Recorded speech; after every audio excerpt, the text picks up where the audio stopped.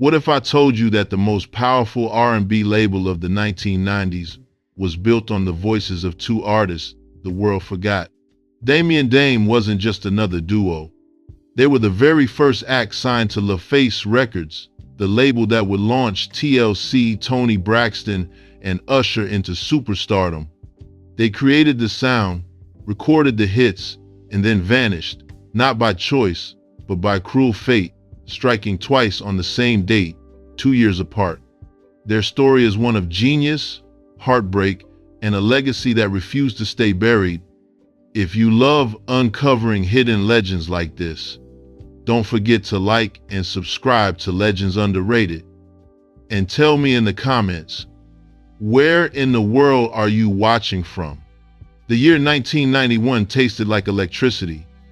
Neon lights bathed dance floors in pulsing color. Cassette tapes clicked and hummed in boom boxes on street corners.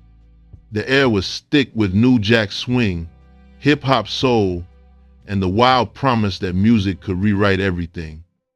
While C and C Music Factory and Boyz II Men dominated radio waves, two unknown artists from opposite ends of America were about to change R&B forever. Their names were Dia and Damian. And before LaFace Records became legendary, before the platinum plaques and the award shows, there was only them, a cramped studio, and a sound nobody had heard before.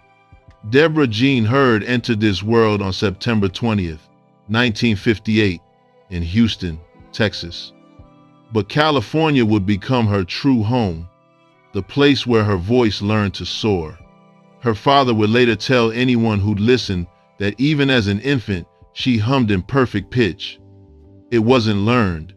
It was woven into her DNA, like her heartbeat carried melody in its rhythm. Growing up in San Jose, she fell in love with the voices that made emotion sound effortless. Tina Marie's raw honesty, Denise Williams' stratospheric range. She sang in church choirs where her voice didn't overpower, it moved souls. There's a difference. By 18, she was touring small California venues with her sister's band, earning just enough to keep dreaming and believing just enough to keep going. Then came what seemed like her moment. At 25, Geffen Records saw something special in her and offered a deal. Her self-titled album dropped in 1983. Songs like Hug Me, Squeeze Me, and her haunting cover of Prince's I've Got a Broken Heart Again showcased incredible range, vulnerability, and a voice that could shift from tender whisper to powerful declaration in a single breath. The album charted on Billboard's Hot Black Singles. Not a smash hit, but proof she belonged in the conversation. But the mid-'80s were merciless for solo female R&B singers. Labels were chasing the next Madonna, the next Whitney. Competition was brutal and unforgiving. Deborah's deal with Geffen quietly dissolved. And like so many talented artists before her, she slipped into the shadows, her name fading from marquees and radio playlists.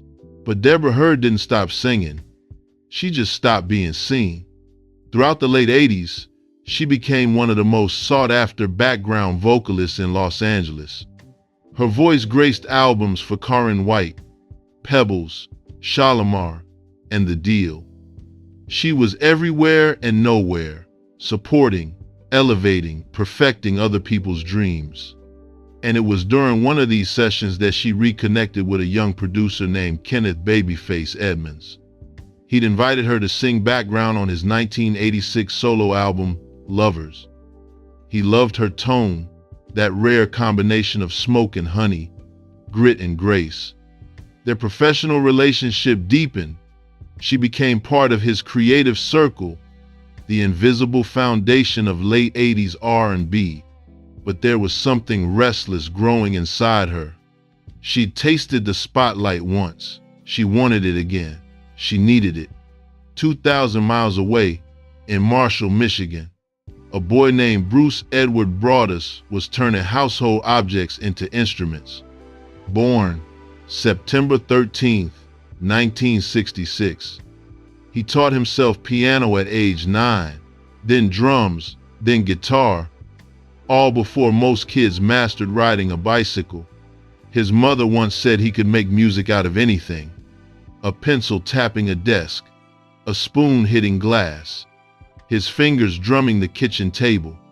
While other teenagers chased Friday night football games and house parties, Bruce chased sound itself. He'd close his eyes when he played, completely transported, somewhere between this world and the realm inside the music.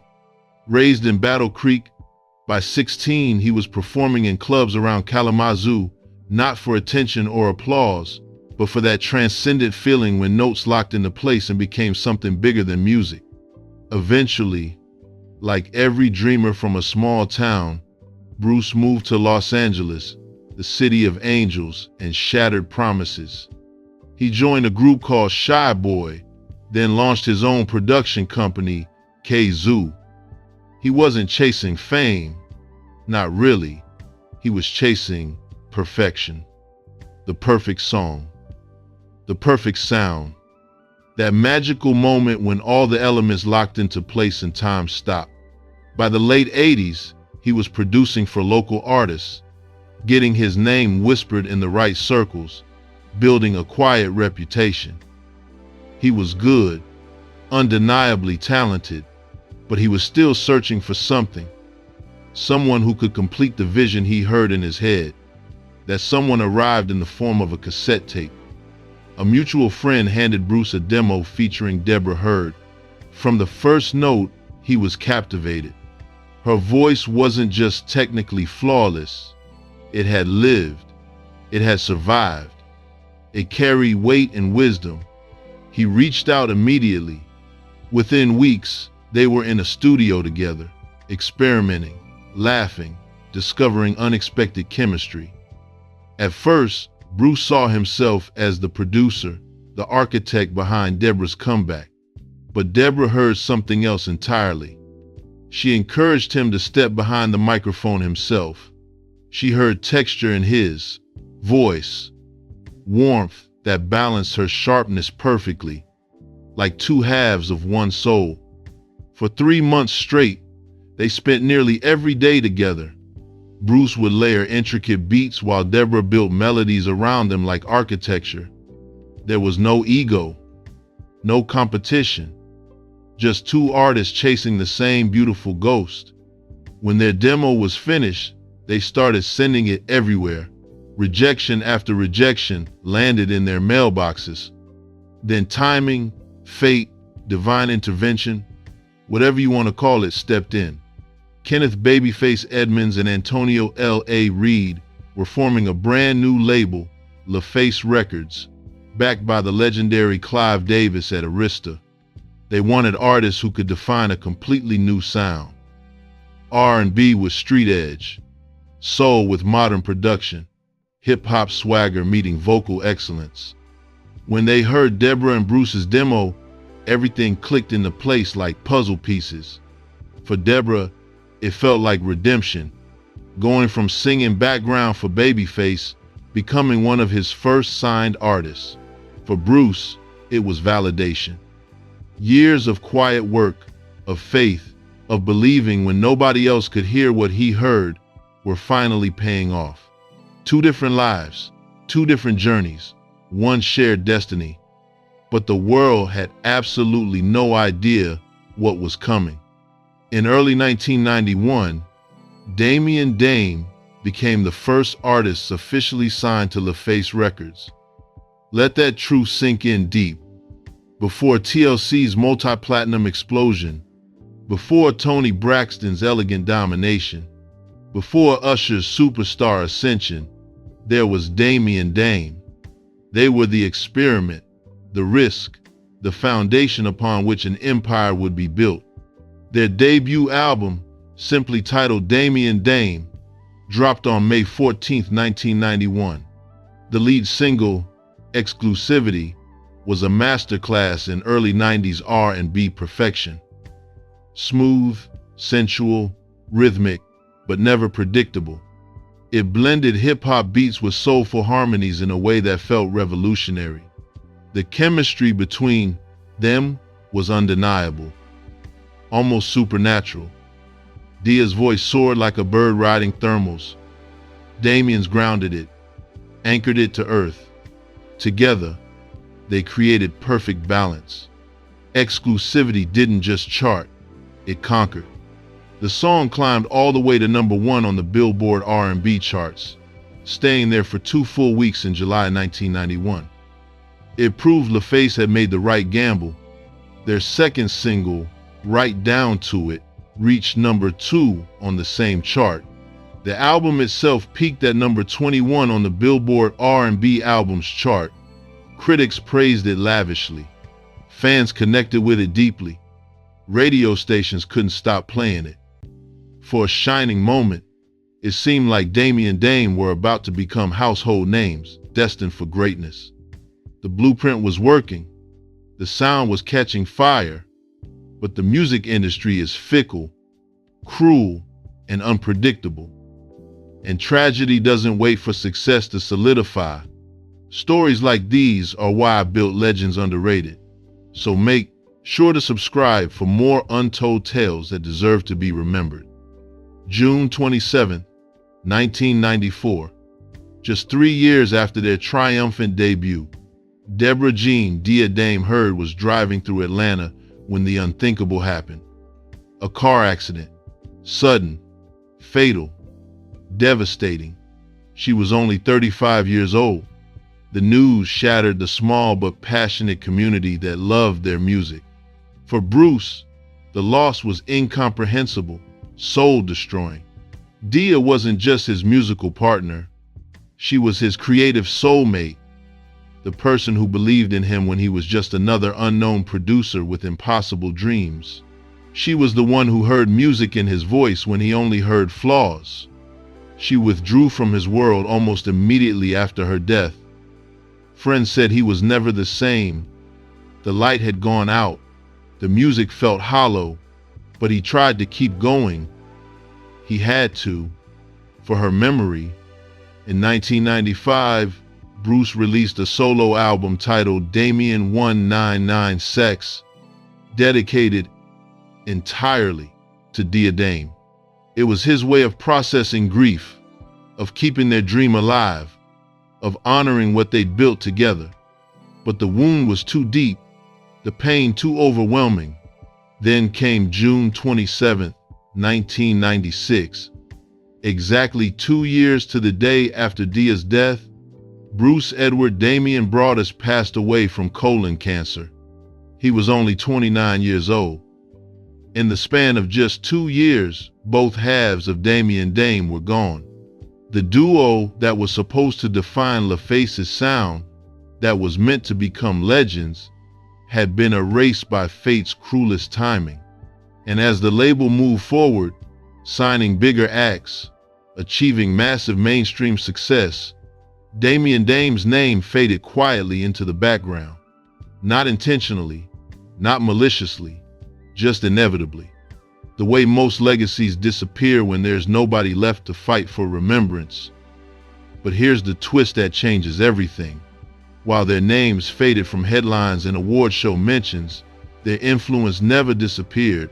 Every single LaFace artist that came after them stood on the foundation Damian Dame built with their bare hands and bleeding hearts. The seamless blend of hip-hop and soul, the male-female vocal dynamic, the emotional vulnerability wrapped in slick, modern production, TLC's crazy sexy cool, Toni Braxton's timeless elegance, Usher's smooth charisma, all of it carried echoes of what Damian Dame pioneered in that first album. Bruce's production techniques, his innovative blend of electronic textures and live instrumentation, became embedded in LaFace's sonic identity. Some music historians argue that his early rhythm programming directly influenced the producers who later built Atlanta's R&B empire from the ground up. He didn't live to see it happen, but the music he helped invent became the sound of an entire generation.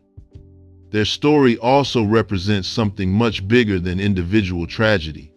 It's a stark reminder of how easily the industry overlooks the very artists who pave the roads everyone else walks on.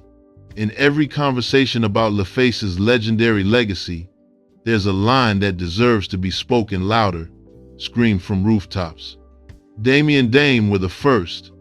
They took the risk before the label had a proven track record, before the success stories, before the brand became iconic. Without their leap of faith, without their willingness to be the experiment, the entire history of 90s R&B might have been written completely differently. They were the unseen architects, the blueprint duo, the forgotten foundation, and for decades, the world moved on without remembering their names. But time has a strange, beautiful way of both healing wounds and revealing hidden truths. In recent years, music historians and passionate R&B enthusiasts have started revisiting the roots of the LaFace sound with scholarly precision.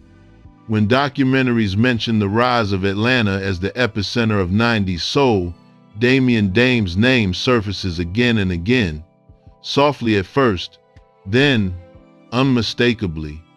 Scholars call them the blueprint duo, artists who defined an entire sound before the world was ready to hear it, before the culture could fully appreciate what they were creating. Their story has found unexpected second life online.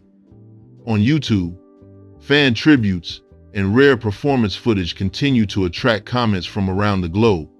Some from people who were there in 1991, others from younger listeners discovering them for the very first time. "I can't believe I just found this." They write with genuine amazement. This is what real music sounds like. It's not just nostalgia talking, it's recognition, a delayed but deeply heartfelt acknowledgement that what they created actually mattered, that their contributions were foundational and essential.